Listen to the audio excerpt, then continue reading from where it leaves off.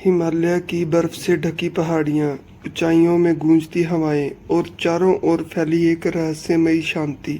बाहर से ये जगह इतनी खूबसूरत और शांत लगती है, अंदर से उतनी ही रहस्यमयी और डरावनी है। ये पहाड़ियाँ ना जाने कितने ऐसे राज छुपाए हुए हैं, जिनका सामना करना शायद हर किसी के बस की बात नहीं। ऐसी ही एक कहानी है कालिंदी दर्रे की, जो हिमालय के गहरे बर्फीले इलाकों में स्थित है। कहते हैं कि इस दर्रे में जो भी गया है वो कभी लौटकर नहीं आया। यह स्थान हमेशा से ही एक भूतिया जगह के रूप में जाना जाता है।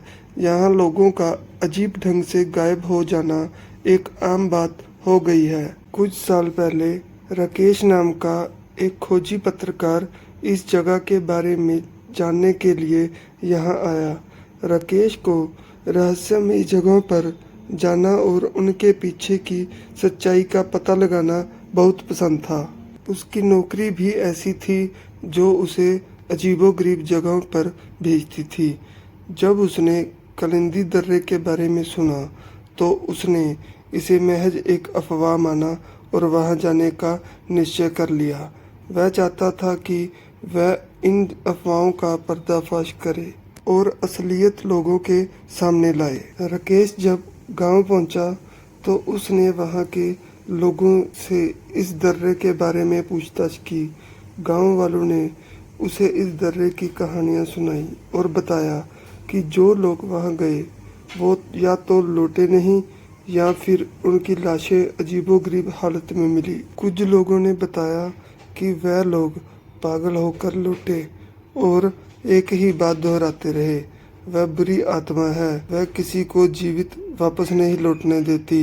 कुछ लोगों ने यहाँ तक कहा कि उस दर्रे में जाने के बाद हर चीज बदल जाती है। दिन और रात का अंतर महसूस नहीं होता, हवा भारी हो जाती है और एक अजीब सी आवाजें हर समय गूंजती रहती हैं। राकेश ने इन सब को अंधविश्वास मानकर नजरअंदाज कर दिया और अकेले ही कालिंदी दर्रे की ओर निकल पड़ा। उसका विश्वास था कि वह इन सब अफवाहों का पर्दाफाश कर देगा और एक दिलचस्प कहानी के साथ लौटेगा। राकेश ने यात्रा शुरू की और जैसे जैसे वह आगे बढ़ा उसकी उम्मीदें बढ़ने लगी। लेकिन कुछ ही घंटों बाद जैसे जैसे वह दर्रे के करीब पहुंचने लगा, उसे अजीब सी बेचैनी महसूस होने लगी। ठंडी हवा चल रही थी और राकेश को अपने चारों ओर किसी के होने का एहसास हुआ। उसने मुड़कर देखा, लेकिन वहां कोई नहीं था। हवा में एक अजीब सी ठंडक और डर का माहौल था। राकेश ने इसे अपने मन की एक हल्की सी बेचैनी समझकर नजरअंदाज किया और अपनी यात्रा जारी रखी। रात का अंधेरा गिरने लगा था। हिमालय की बर्फीली ठंड और सन्नाटा मन को डराने के लिए काफी थे। राकेश ने अपनी टॉर्च निकाली और आगे बढ़ने की कोशिश की। कुछ ही देर में उसे किसी के रोने की आवाज सुनाई दी। आवाज बहुत धीमी थी, लेकिन धीरे धीरे वह तेज होती जा रही थी।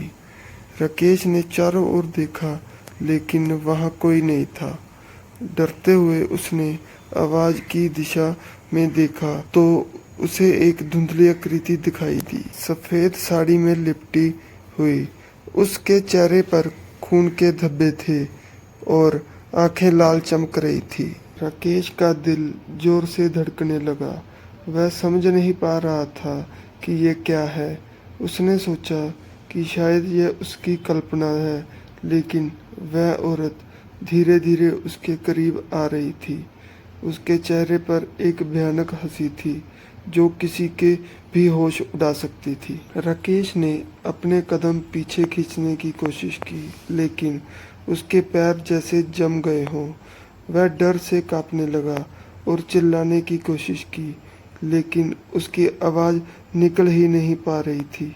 वह औरत राकेश के करीब आई और एक भयानक आवाज में बोली, तुमने मुझे परेशान किया, अब तुम भी इस दर्रे का हिस्सा बनोगे।